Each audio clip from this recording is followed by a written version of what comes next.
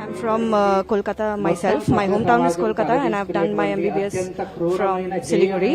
So the situation as of now, like I've been speaking to my friends regarding the mob attack, the mobs have been attacking hostels and the main intention was to destroy the evidence because they know the gravity of the situation and they know that we are united all across the country and they are trying their full-fledged to stop that, to scare our fellow colleagues in Bengal. Our friends and colleagues are saying that they are spending sleepless nights scared because even they don't know what's going to happen next.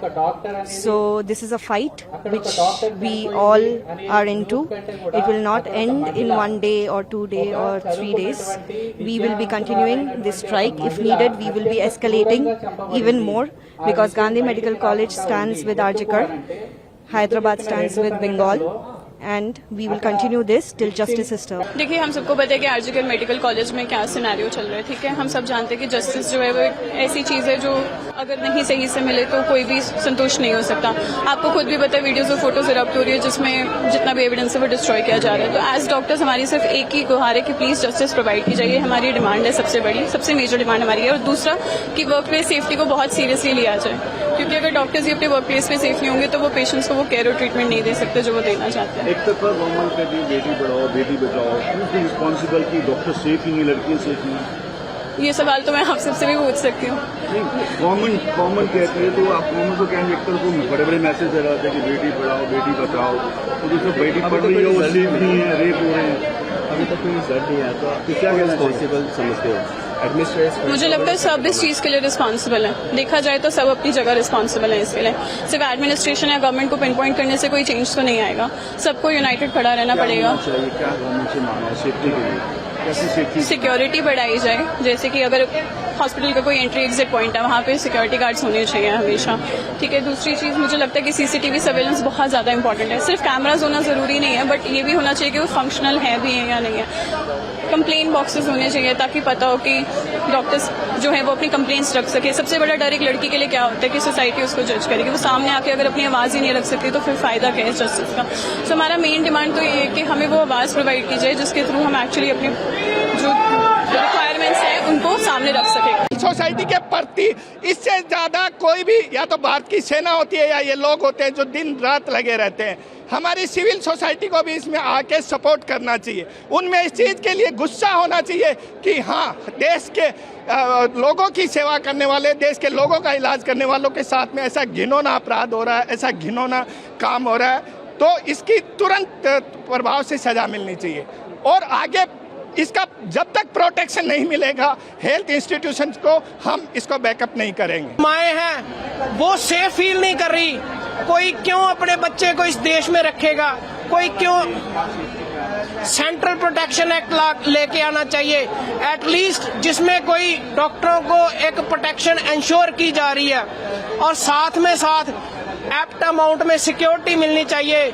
Security cameras होने चाहिए जिससे doctor at least safe feel करे, लोगों की जो मदद कर रहे हैं, लोगों की सेवा कर रहे हैं उसके लिए।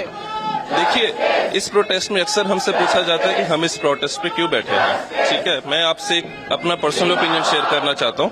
देखिए, ये सब प्रोसेस शुरू होता है कि जब हमारा बर्थ हुआ, जब मेरा बर्थ हुआ या फिर जब उस बच्चे का बर्थ हुआ, उस पॉइंट पे माँ बाप ने सपना देखा कि हम अपनी बेटी को डॉक्टर बनाएंगे, ठीक है।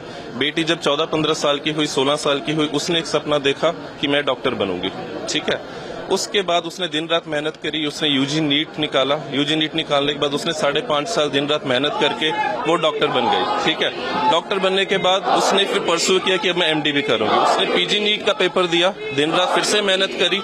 अपनी जिंदगी के 10 साल मेडिकल फील्ड को देने के बाद उसने अपनी ड्यूटी करते हुए 36 आवर्स की लॉन्ग शिफ्ट करते हुए सिर्फ रेस्ट करने के लिए अपने रूम तक गई और उसके साथ ये सब कुछ होता है। अब ये सब सेम सिनेरियो मेरे साथ भी है, हम भी 36 घंटे की ड्यूटीज करते हैं, मेरे यहाँ पे रेजिडेंट्स बैठे हैं वो भी 36 घंटे की ड्यूटीज करते हैं, हर कोई रेस्ट मांगता है, आप भी रेस्ट मांगते हैं, हर इंसान को रेस्ट चाहिए। उसकी ये गलती थी कि उसने 10 साल अपनी जिंदगी मेडिकल फील्ड को देके रेस्ट करने के लिए 36 घंटे की ड्यूटी के बाद अपने सेमिनार रूम में चली गई, जहाँ पे उसके साथ रेप एंड मर्डर किया जाता है। ठीक है, रेप एंड मर्डर हुआ, दैट इज मतलब नॉट एक्सेप्टेबल, पिक्चर हुआ, उसके लिए जो क्रिमिनल जस्टिस है, जो उसके होना चाहिए क्रिमिनल एक्शंस, उनको दबाया जा रहा है, उनको वेंडलाइज किया जा रहा है जो भी एविडेंसेस हैं, ताकि एस्टेब्लिश ना हो पाए कि गैंगरेप था। एलिजेडली जो भी था, अभी तक हमें सिर्फ गैंगरेप, एलिजेडली गैंगरेप और मर्डर की चीजें जो आ रही हैं सामने। गवर्नमेंट की तरफ से ये बताया जा रहा था उनके पेरेंट्स को ये सुसाइड है, ठीक है, बट एक्चुअली में ऐसा कुछ नहीं था।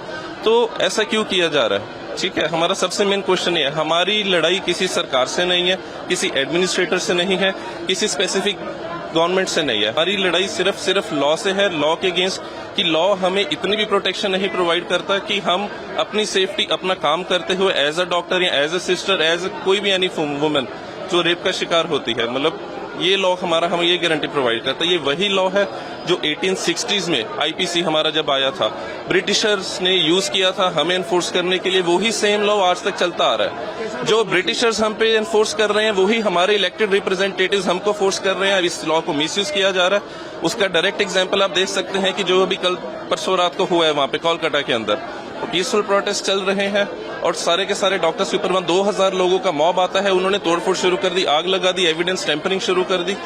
अब आप इसके अलावा मैं आपको क्या बता सकता हूँ? आपके सामने है लॉ की कैसे धज्जियां उड़ रही हैं और लॉ ही कुछ नहीं कर पा रहा। पुलिस वाले आते हैं, स्टेटमेंट्स देते हैं, ये क्या हुआ है सर।